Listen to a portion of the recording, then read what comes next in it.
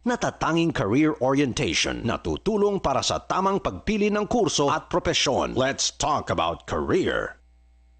Welcome back sa ating programang Let's Talk About Career. Again, ako naman po si Kakamping Ray. At this is Engineer Grace. Hello, magandang hapon sa inyong lahat. Yan, siyempre kasama si Rod. Hello, ako po si Rod Magaro at ngayon, paka-interesting nung pinag-uusapan yun. Siyempre, Correct, paano magkatrabaho, ano ang kailangan gawin, tips, yun ay share natin sa ngayong Si araw Rod na po to. kang pagod na pagod naglakad. No? Ano ba nangyari? Masyado mong matraffic sa labas? Traffic kahit Oo. saan. So, Kahit saan. talagang, Hindi ka naman ininis ng mga taxi drivers kasi palagi nating binabanggit kasi na dapat behave yung mga taxi drivers. Okay, actually, Bawal ang init ng ulo. oo, may tanga yung ulo ng iba, kung pwede ko nga lang iwan yung sasakyan at umakyat dito. Iba pa naman pag halimbawa na nagda-drive ka, tapos yung mga taxi drivers na yan, talagang pakiramdam minsan, no, wala namang akong galit, no? Walang galit pero di sama naglabas Dito ng sama ng sinasabi. loob. Oo. Kasi minsan, pakiramdam mo, pag naka-overtake ng isa, aabot sila dun sa paruruunan nila. Oo Diba? nga. Minsan yung nakakainis, no?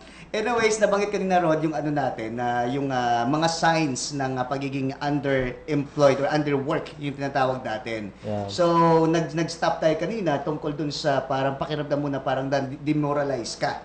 Okay, tapos nag-end tayo doon sa mga nurses, yung mga BPO, yung nagtanong nga si Miss Grace, kung tama bang graduate ka ng nurse tapos BPO din yung bagsak mo. So I think kunin ko din yung stand din ni Rod kung ano yung anong stand mo doon. Oo, Kung papayag ka ba? Actually, marami rin kaming mga kakilala na sa ngayon, habang wala silang napapasukan, parang tinatry nila yung ibang industry, like for example, BPO nga, saka ano. Sa akin naman, hanggat kaya nilang makabalik dun sa profession na dapat nandun sila, mas maganda na ma-practice nila yung profession nila. Tama. Yun. Pero minsan, Miss Grace, no, may mga ganyang bagay that we have to consider. Kasi marami tayong, let's say, mga parents. Gusto ng parents na maging nurse naman to. Tapos yung pala, gusto maging broadcaster tong anak na to. Sige, pagbigyan kita. Pagkatapos ng nurse, BPO din yung babagsakan Oo, mo. maraming Kasi gusto ko ganun. rin ng communication, gusto ko pa rin ng ganon. That's true. We're talking about underemployed here, underemployment ka, di ba? Correct. It doesn't mean naman na halimbawa ay graduate ka ng engineering, hindi ka na pwede mag-marketing. It's about your passion also. Correct. Kasi to tell you honestly, I'm an industrial engineering graduate and I even took masters in engineering management. But for 11 years, I'm in marketing. Okay. And I'm very passionate about it and I don't feel that I'm underemployed. Palakpakan naman natin. Kasi Wala. that's always with the passion, no? Kasi ang hirap mag-excel. Kaya nga po na siguro, ito ba'y isa sa mga dahilan kung bakit pakiramdam mo underemployed ka? Was it also because with your boss? Or sa environment? Or dahil yun din yung pinapakita mo? 'Di ba? Yun yung usually, yun yung pinapakita, yun yung nakita ng boss mo kaya hindi kita bibigyan ng level ng quality ng kung anong natapos mo. Minsan nasa boss din yun. Nasa I boss. experienced that.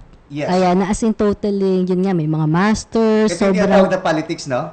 politics, yes. And meron pa tayong tinatawag dyan for me, may mga situation na talagang yung parang father and daughter situation sa kumpanya. Na halimbawa yung CEO, ang tingin niya sa'yo, anak, hindi iba talaga yung treatment eh. Iba, no? Oo, na, eto, yung iba lang ha. Ganun eh, biglang Parang, yung iba parang lang. na-experience ni Miss Grace, eh, no? Parang personal talaga. Parang may pinaghuhugutan. Pinaghuhugutan. Ibigay natin ngayon kay Rod ang situation. Ay, ako naman, wala akong masyadong ganong klaseng situation. Kasi, di ba sabi nga nila, may pag-aaral doon sa pay scale, 40% ng mga survey respondents na nagsabing sila ay underemployed daw. Pero maraming dahilan kung bakit maraming mga tao na sa career na hindi na narapat para sa kanila. For example, family circumstances nga, o kaya yung mga controlling boss. So, before... Wala ka bang option? Ganon, di ba? Oo, Minsan yung mga ganon talaga. Yun na yung naging sitwasyon mo. Kaya, or economic problems, actually. Kasi minsan baka yung profession mo na dapat mong applyan, hindi pa ganun ka. Hindi available. Oo, Ayan. for the Pinakamaganda ng sample niyan, yung nurses. Diba? Ang daming gumraduate na nurses ngayon. So, the competition is too tight. So, parang ang tendency nila is to try other industry muna for the meantime. Tama. Tapos sabi nga nila kung talagang wala kang choice, hindi mag-resign ka. Yung totoo yun, Diba? Kaysa Kasi- mag-grant ka na mag-grant. Correct. If you're no longer happy with what you're doing inside that kind of industry, then you have to move out. Kasi you will not grow. Di ba? You will not grow, Miss May Grace. isa lang problema dyan, Sir Ray. Anong Ang problema problema yun, Miss kasi, Grace? wala ka talagang option, nalilipatan. Yun yung problema no? Walang option. Bakit ba walang option? Do we have like a understanding? Kasi for us, no, yung sinasabi na walang option, paano ba yung understanding natin sa walang option? Yung sa akin yung understanding ko dyan, halimbawa nga, pinakamaganda kasing sample itong nursing. Napakaraming gumagraduate, let's say 1,000. Hold ngayon sa abroad ang pagkuha ng nursing dito sa Pilipinas dahil sa napakaraming issue na talagang hindi natin maiwasan, external problem. So ngayon, wala namang mga hospital Tama. na natatayo. Saan sila papasok? Tama. Gusto natin mag-abroad, kaya nga sila nag-nursing. The problem hold. So wala tayong option ngayon. Kaya Kailangan nga natin magtrabaho, maghanap buhay para sa Tama. pamilya. Kaya nga, after sa Let's Talk About Career, makinig sila sa You're the Boss mamaya. Tama. Maganda That will be segue. their second choice, di ba? O, kung wala talagang mapapasukang trabaho, di magnegosyo. Di ba? Oo.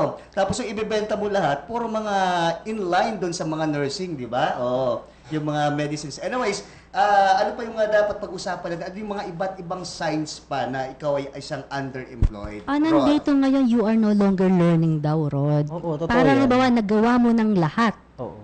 So, ano pa? Kasi Diba? minsan, di ba pag tenure ka na sa kumpanya na pinagtatrabahuhan mo, minsan parang nawawala yung challenge sa ginagawa mo sa pang-araw-araw. Parang hindi mo na nakikita kung meron ka pa bang matututunan doon sa araw-araw na usual ginagawa mo. So medyo mapapatanong ka sa sarili mo, may natututunan pa ba ako? Okay. Mag-grow pa ba Hindi ako? kaya minsan din, yung sinasabi natin you're no longer learning, was it because you need also to move backward, okay? Backward in the sense na baka nasa character mo din talaga na parang feeling mo wala kang natutunan dahil unang-una matigas na rin yung ulo mo. Ay! Di ba merong ganung bagay, no? Oo, So we have also to consider the fact kasi minsan we keep on pointing our fingers to people without knowing na yung apat na fingers natin nakaturo sa atin, di ba? Sometimes we have to move backward and we have to reassess and evaluate na nga din pala, bakit pakiramdam ko na wala akong natutunan? Was it because deep inside me, hindi rin ako talaga open with all the opportunities?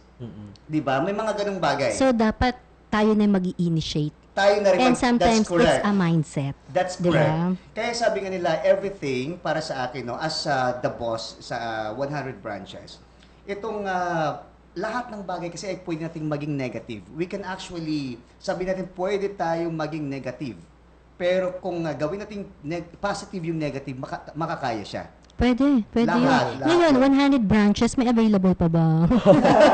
Para maubusan Oo, yung ang dami. unemployment. Pakiramdam ko walang mga underemployed sa mga staff ko. That's the one thing. That's like, Wow, palitan natin yan.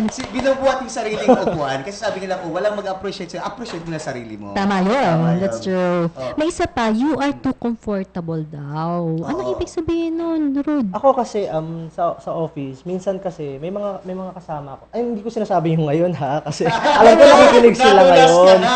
Hindi yung as a whole in general experience, parang minsan it's easy to feel safe and unchallenged when little is at risk. Parang marami sa atin na yung expert o validate sa who we are and the value we bring to the organization. Parang ano ba yung pwede natin i-contribute sa organization? Correct.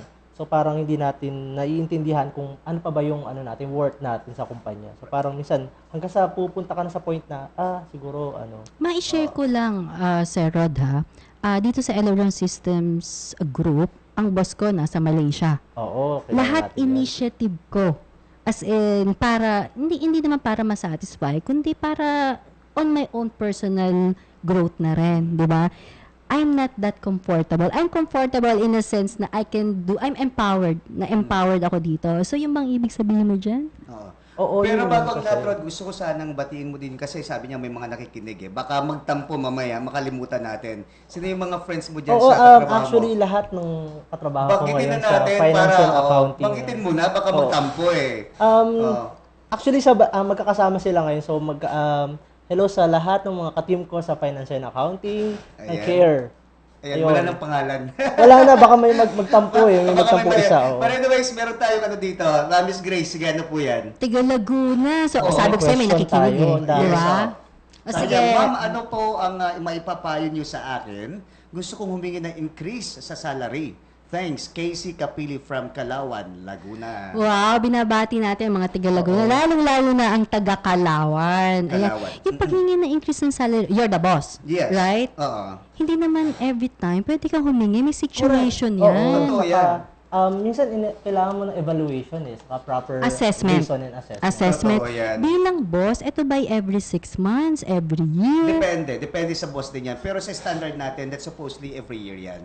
every Every year. year. Depende rin sa posisyon na binibigay. Kung nagbago ng posisyon or may mga bagong responsibilities, dapat may kaakibat din yan na salary. So, hindi ito required na every year ay makakatanggap Hindi ng naman increase. siya. Hindi naman. Oo, Wala kasi namang required na actually, ganun. ano yan company initiative yan yung Kumbaga, bonuses or ano. yes, under grace pa rin yan ng initiative pa rin yan ng mismong may-ari. So, parang discretion ng may-ari Correct. to based on your nagawa sa Tama yun. kumpanya. Kasi even me, kahit mga 2 months or 3 months, pag tingin ko magaling talaga yung isang staff, talagang binibigyan ko talaga ng mataas na sweldo. So, anong maipapayo natin bilang boss dito kay Casey Siyempre, Kapili? alam po natin talaga na yung paghingi natin ng pag-increase ng salary, you could actually evaluate that sa sarili mo eh.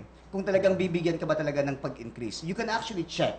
Pag tingin mo naman na naging stagnant ka, then actually you can even talk to your boss privately. No, na parang, sir, parang ganito ganyan, pwede po nating taasan natin yung sweldo.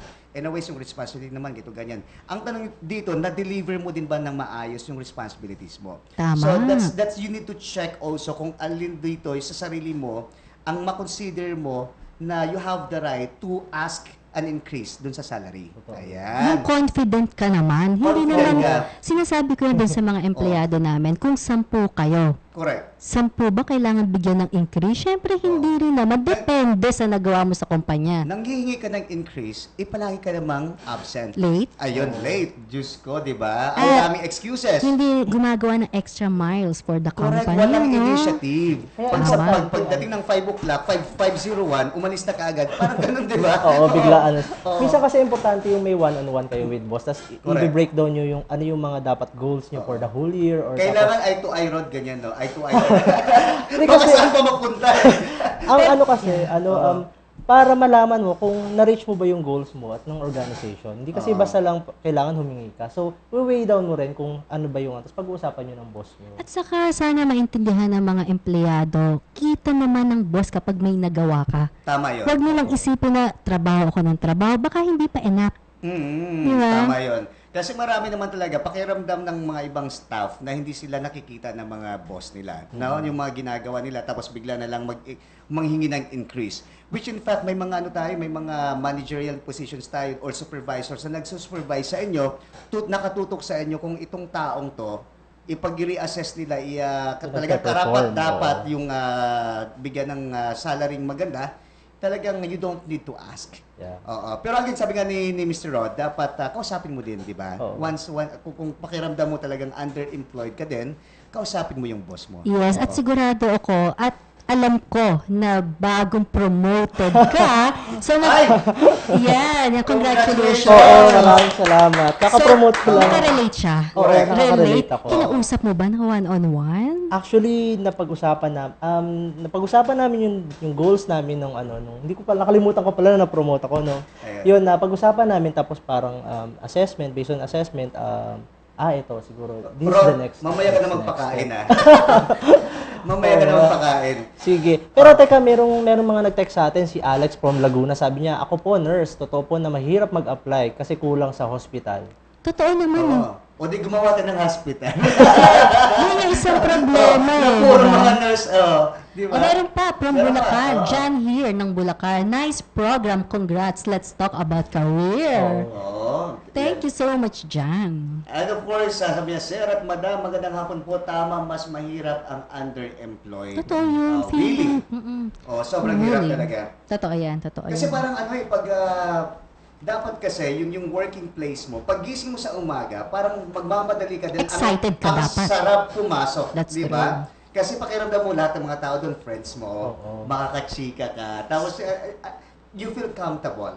tapos what you're doing, happy ka. That's true. Pag underemployed ka, kahit pagpasok pa lang doon sa CR para maligo, parang ang hirap Oo, daw. bad trip ka Parang pa agad. hinihila ka pati sa kama. Talaga Oo. parang ayaw mong maligo, etc. Pakiramdam mo yung unan mo, may kamay, di ba? Hinihila ka pa. Hinihila ka pabalik. Oo, kasi psychological yung ano eh. Kasi ako, di ba marami nagko-complain na, I hate Mondays. Ako naman like, I love Mondays. I Yes. love Mondays too. At I love Mondays. yes, at kung nakikinig yung boss ko, I really love what I'm doing. Oo. Parang humihingi na increase and Correct. promotion. Daily, I love every day. Oo, yun we yung should, lagi we ko should sinasabi love sa every day. sa Kasi umaga. pag sinabi natin na we don't love, hindi ka din mamahalin. You will never be happy. Mindset daw na. Mindset Yeah, siya positive palagi yan. thinking dapat Positive. everyday. Correct. Kung gusto nyong umangat at umingkrease, nako, manghingi tayo ng mamayan kung ano yung character na meron si Rod. Kasi kakaano lang eh, kakataas lang ang posisyon. Oo, so ayun. So malalaman tayo kung siya ay totoong magaling talaga.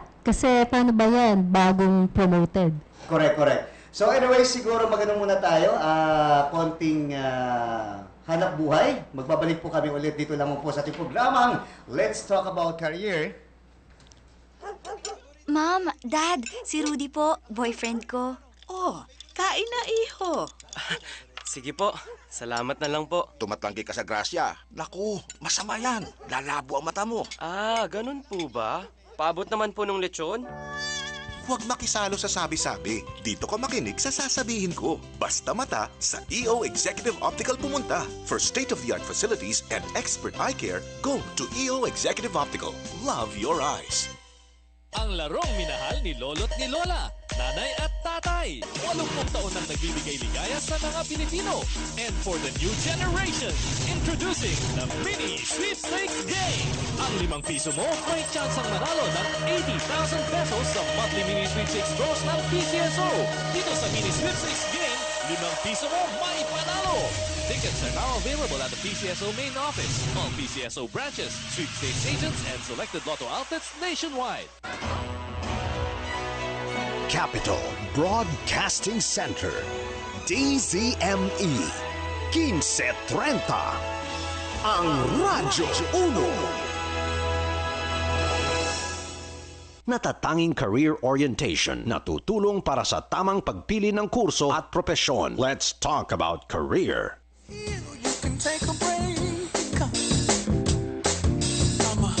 Alright, good afternoon mga kaibigan. Medyo huli man daw nakahabol pa rin. Yes. Ako po yung original na anong tawag diyan? Original na humabol. Anyway, good afternoon. At sana po ay I saw the feedbacks, Miss Grace, ano? And it's very, what do you call that, very inspiring that we should be moving on with a lot more positive things and more productive things and subjects to discuss. At sana po ay this is not going to be the last time na ang programa natin ay matutukan ng ating mga texters and dear listeners. No? Parang pakiramdam natin tuloy, marami tayong nagagawa sa maghapon. Ano? Parang, Totoo, that's true. At napakarami nating na-receive na comment na kaagad na napakaganda para dito sa ating programa. alright, next segment po natin. Ano, itong pag-usapan natin kung ang tayo ba, ang mga tagapakinig ba natin, gaano ba sila ka-prepared doon sa sinasabi natin the main battleground? No? Kasi Yes. ito yung sinasabi nilang pinaka-bottleneck in handling, in having a job. Ano? Kung minsan kasi, it's not all about the papers. It's not even about the experience that you place in your resume or curriculum vitae. No? It's something about that you have to defend pag ikaw ay To sumala. prove your actual interview. That's right. Yes. Kung paano mo idebensa yung sinasabi mo mga kakayahan mo the moment that you're being placed on a hot seat. Yes, true. Kasi minsan ang dami dyan, ano? Very, very colorful resume. Pero pagdating dun sa interview, hindi niya ma-defend. Kaya mo ba itong ginawa mo nilagay mo dito? Oo, totoo. Kinopya. Diba? Nangyayari yun. Kasi may mga template That's May mga true. template yung At available right now sa internet kung ano pwede nating ilagay sa ating mga CVs at resumes. That's right. Kung minsan Fill out nga, mo. kaya tuloy naging naging hindi. Yan ang the bad side of the World Wide Web. Yes, oo. Diba? Kaya ngayon, importante din na may mga tips din tayo na ibibigay sa mga listeners natin kung paano natin, how to prepare for your next interview. So, unang-una, dapat importante na mag-research about the company. It's very overwhelming. Halimbawa, ako nag-interview at malaman ko, alam mo ba kung anong ibig sabihin nito ng mission and vision at bakit ka nandito? Alam mo ba kung anong background ng kumpanya? At binanggit niya, 1 point ka agad sa akin yun, ha? Oo, kasi siyempre, edge mo sa lahat ng mga nag-a-apply na nag-research ka about your company, about company type, kung sino yung mga competitors, products and services. So, yun, magandang kailangan na-research. Kuminsan nga, as much as possible, kilalanin mo rin kung sino yung possible na makakaharap mo sa interview. Because there are executives who may be so particular about how you respond to them. Diba? Mayroong mga executives that kuminsan hinahanap nila yung mga magaling sa mga one-line reply. Yeah. That's true, Diba? that's true. Minsan sa mga talent competitions, beauty contests, minsan masyado tayo na-amaze doon sa mga competitors, who can just respond to you in a one-line Parang response. slogan ba yun, Sir Jun? Diba? Parang yung tipong sa isang linyang sagot niya, talagang busog na yung tenga. Doon na lahat. Diba? Yung tipong hindi mo kayang sindakin na aplikante. Yun ang hinahanap natin Nagawa mo na ba yan, Sir Jun? Yung mag-interview ng aplikante? Hindi naman sa pagyayabang. I surpassed that when I was applying. Kaya nga sinasabi ko to, I always speak all these things based on experience. Kasi minsan, ako kasi, one example ko yan lagi, I got this job, I got those jobs before, na walang nag-endorse sa akin, na walang malang backer. Alam mo yung mga influence, alam mo, very prominent yan, especially in the Philippines and in Metro Manila. Ang daming influence para makuha mo yung isang career. Pero, pag ako naniniwala ako na kung ikaw ay talagang magaling, you will surely stand out. That's true, that's true. Panindigan mo kung anong nasa resume mo. That's right. So, yun, dapat kaya nating depensahan kung ano yung sinulat natin doon sa resume natin. At kaya nating i-present, para kasi during interview, that's the time that you're going to sell yourself to the max. Diba? Yung tipong yan yung pinaka-ultimate test of your salesmanship. Kasi you're selling yourself.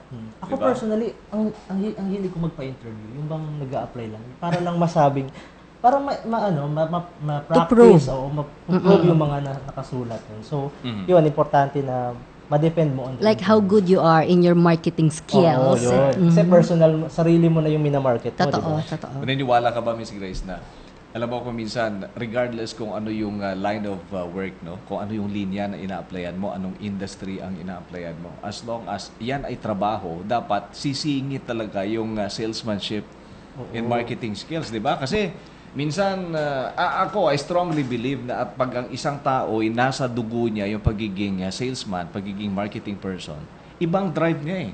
So, it's regardless whether nasa sales ka, o nasa admin ka, or yung parang backdoor personnel ka, yung drive mo iba eh. Kasi ang intention mo really is to move the company, to move your team to a higher level of excellence, di ba? So in applying a job, for the job interview, first you need to sell yourself. That's right. Dapat talaga pag-aralan natin na ibenta natin ang sarili natin dun pa lang sa resume, and yun nga sinasabi natin ang pinaka-bottleneck ng pag-hurdle natin ng job sa interview. And Sir Jun, it's very hard ngayon na ma-shortlisted ka. Yeah. Sa CVs, nakikita ko usually sa job street, merong 200 kayong applicants, 300. Paano ka mapipili dun sa 300 na yon? Imagine, Miss Grace, when I applied for my first job, that was, wag na lang natin sabihin kung kailan. Okay, yes. Basta mahigit isang dekada or baka parang Bata dalawa. pa? Isang dekada? Dalawa na ba? Alright. Right. Alam mo ba na during that time, ang aplikante was only like something that I was one of those 27 applicants for one position. 27. Pero yung sinasabi mo ngayon, ilan? 200. 200, 300. Chine-check natin ng job street, jobs DB. That's the yan ang figures ng unemployment ngayon. Kasi yes. Kung employed sila, wala sila doon sa listahan. Pero according sa statistics natin sa Philippines, bumaba ang unemployment sa Philippines. Naniniwala ka ba, Sir Jun? Bumaba na ilang percent? 2%. Naniniwala? Okay. 2%? Siguro parang 0.5% eh. Ganun. Aha. Okay, dapat ibaba. Okay, sige. Ako parang technically speaking, reality test, parang hindi ako naniniwala. Kasi makikita mo pa rin job hunter. Dito lang sa building natin. Alam mo ba na kung tuwing Lunes, grabe ang pila dyan. Dito sa yung mga nakapila dyan, majority of them are job hunters. Oh. Ito lang Ortigas Center na to. If you can take a look at yung mga lobby ng building, my goodness, malulula ka. Ang sobrang dami ng mga aplikante naghahanap ng trabaho. It simply shows that ang laki pa rin ng bilang ng mga Pilipino, ng mga graduates natin, yung mga professionals natin supposedly, na hindi nalalagay sa trabaho. Kahit na, Sir Jun, na napakalaki ng porsyento ng BPO industry dito sa Pilipinas? And you know the reason why? Okay, why? Bakit hindi natin, kumbaga parang we fail to take advantage of that opportunity offered by the BPO industry. Hindi ko sinasabi na wala silang tao. No? Pero ibig ko sabihin, kung meron lang sanang qualified na mga Pilipino na feel natin yan na matagal na at sana nakapag-expand yung mga companies na yan. Why? Itong mga companies na to, they're always hunting for, sabihin na lang natin, above average people. Now, kasi ang line of work, yung mga accounts na hinahandle nila, very demanding. You know that. I guess you guys, you know that kung gaano ka-demanding yung BPO industry pagdating sa pag-deliver mo ng trabaho. Ang problema sa atin, there's a great mismatch doon sa kapasidad ng mga professionals natin, ng mga graduates natin, doon in relation doon sa demand ng trabaho. So, mas marami, halimbawa ay kurso na gumraduate. Pero hindi naman yun yung available na jobs. Yes. So, kaya nagkakaroon ng unemployment. At bukod ba dyan, if we talk about BPO kasi, everybody knows na kahit anong kurso matapos mo dyan Tama. Even if you're undergrad, di ba? Under college level ka lang. Or even your retired age na, pwede pa. I think I was able to see somebody, I think late 50s yung edad niya, but she was still employed sa isang Pasok pa rin. BPO. Ang point ko is, ang BPO offers a lot of opportunities. Ang sinasabi natin dito, Miss Grace, hindi lang ito sa linya like nurses, engineers, accountants, hindi lang to Ang hinahanap ng BPO actually is simpleng magaling na tao na at least college level. Kasi ang problema, walang ganon. Hindi natin nasasatisfy yung requirement na ganon. So, ito ba ay sa kadahilan ng quality of Yes. sa school, teachers? So, kasama rin yon. It speaks of that problem natin, Ms. Grace. Kasi kung nahubog natin yung mga estudyante natin, yung mga graduates natin, wala tayong problema. If you don't mind me sharing with your experience, may isang company na I was serving as a consultant, I was able to screen itong mga applicantes nila, yung shortlist nila. Magugulat ka, more than half of the applicants, something like 50 applicants lang, hindi makapag-essay. Essay? Hindi Gusto ko yung essay, Sir Jun. You reply to these questions in essay form, talk about anything, blah, blah, blah.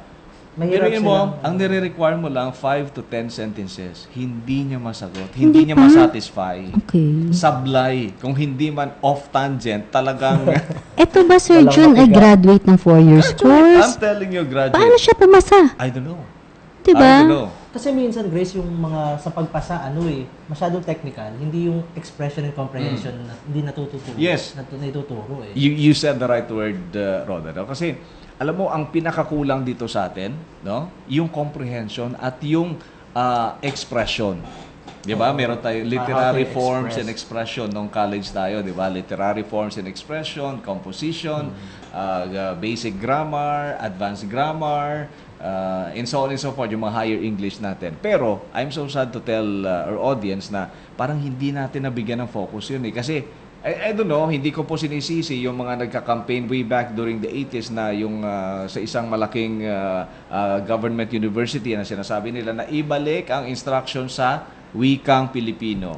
Yan ang napakalaking problema po natin. I'm not trying to hit you guys, but I believe na malaking factor yan kung ano ang nangyayari ngayon sa atin. Yung medium. Yung medium. Imagine, pagtatagalugin ka all throughout sa lahat ng subjects na, my goodness. So, alam naman natin, hindi natin sa ini-small ang language natin. That's not yet the universal language. Totoo. English talaga paano ngayon. tayo magiging globally competitive? Kung Yes. ang medium pa lang natin, ay palpak na tayo. Tagalog. Di oo. ba? Hindi natin sinasabi na palpak o dihado o second class, third class language itong sa atin. But let's accept the fact that English is still the universal. Don't get us wrong. Don't we get us love wrong. Tagalog. We love our dialects. At mahal ko po ang taga-UP. Marami ko kaibigan Binanggit dyan. talaga. Kala ko kanina hindi nyo babanggitin. Wala namang yes. sinasabi. Diba? But Marami to tayong become- kaibigan yes, to dyan. become competitive, you Malay ko, should ikaw know- taga-UP ka. Hindi nga po, letran. Ariba ako eh. Aribang-ariba. But to become competitive sa Yun. panahon ngayon, talagang dapat ay alam natin magsalita, Yes. magsulat sa wikang Banyaga at English. English in particular. especially kasi that's the universal Kung baka Yes. wherever you go, just speak English and you might be understood. Imagine, true. ito, isang experience din to. Nung lumapag kami sa New York, maniwala ka, ang daming foreigners doon na hindi nila maintindihan yung, alam mo yung mga nagmamando ng traffic sa immigration, no? Dito po kayo lilipila, take out yung ganyan-ganyan, i-prepare yung ganyan for inspection of the immigration officers. Imagine, hindi nila maintindihan. And I believe parang European sila. Is it because of the accent? Hindi, no. Sila mismo hindi makaintindi ng English. Okay. Gaya ng mga Asian neighbors natin dito na marami sila dito ngayon. Yes. Medyo Mas marami sila ngayon. Ngayon, hindi talaga nila ma-comprehend ang English. So that's a big problem. So that's why also na thriving, lumalaki ang populasyon na nagtuturo tayo ng English language Yes. sa ating mga kalapit Foreigners, na bansa. Yung mga exactly. foreigners na nandito ngayon. Kaya nga marami tayong trabaho, Miss Grace. Yes. Pero teka, maraming trabaho, pero unemployment daw, mababa pa rin. Yun ang sinasabi natin. Kasi ang opportunities natatambak lang doon sa mga sabihin na lang natin na multi-talented people. Okay. Like us, di ba? Oh, ganun, like us. Haluan na lang natin ng yabang. Sinasabi natin, ang daming opportunities, pero That's ilan true. lang kasing qualified. That's Malay mo, true. 3 lang tayong qualified. Hindi naman sa pagyayabang, wala tayong magagawa doon. hindi natin Kasi yung kasalanan. iba naman, ay they fail to develop themselves para maging akma sila doon sa oportunidad sa harap nila. So talagang we need to have the initiative for personal growth. Para sa akin, alam mo, yung DepEd need to revisit the curriculum. Yes, At dapat magiging agresibo ang gobyerno po natin para repasuhin itong educational system natin sa Pilipinas. Kasi yung school namin, public school lang yun, pero maniwala ka, during may grade school, may penalty kami, 25 centavos whenever you will be heard by your seatmate talking in local dialect. Oh. Pag English class. Sa high school, Pag ganun din English kami. class. Meron din akong ganun sa school. Teka, diba? reminiscing the past. Yes, that's true. Pero hindi naman natin sinasabi na that was 20 years ago. Hindi naman. Hindi naman natin sinasabi. Ganun. Alright, medyo wala na po tayong oras. 6 na minuto nakalipas sa alas 5 ng hapon. Alex po ulit. Okay. Fresh grad po ako, ang hirap ng competition. That's true. Hindi Totoo. lang po enough na kayo ay tapos sa isang 4-year course. Dapat meron kayong extra added talents. That's true. Yung experience na tinatawag din. At para sa akin, ang basic dyan, you should be a good speaker and a good writer. Good communicator. Pasensya na po sa hindi marunong at magsulat at magsalita, pero yun po kasi ang katotohanan. True. Alright, Alex Muelto ng Laguna, ano po ba ang mga dapat ilagay sa resume? Of course, the basic informations nyo po, educational background, Skills. work experience, focus on your skills and your objective. Kasi alam nyo po, doon pa lang sa paglagay mo ng objective mo sa resume mo, makikita ng future employer mo kung anong direksyon mo bilang isang individual. Totoo yan. Alright, pa-promote. Alright, You're the Boss is coming your way. Yan po ay hatid sa inyo ng humalili sa akin. Buti na lang, Boy Scout na malaki ito. Nandiyan na kasing guest niya, abangan nyo po.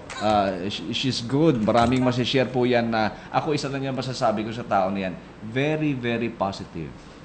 Alam nyo, sa daming problema natin sa mundo, ang katapat lang yan, pagiging positibo ng isang tao. Kasi once you are positive, you're gonna learn a lot of things. Kasi nagiging open mind ka eh. Napapag-aralan din yan yung being positive. Yeah, Pag nakaisip ka ng negative, shift to positive, Yeah. positive thinking. Mindset lang daw At yan. masasabi ko na yung guest ni Ray, medyo master's degree na yan sa ganyan. Alright, wala na po tayong oras until next Saturday, mga kaibigan. Let's talk about career. Pagandahin natin ang buhay niyo. Yes, that's true. At sana po, lagi kayong nasa amin every Saturday from 4 to 5 p.m. Alright, dito pa rin yan sa DC Amikin si Trantang Radyo Una. Till next week.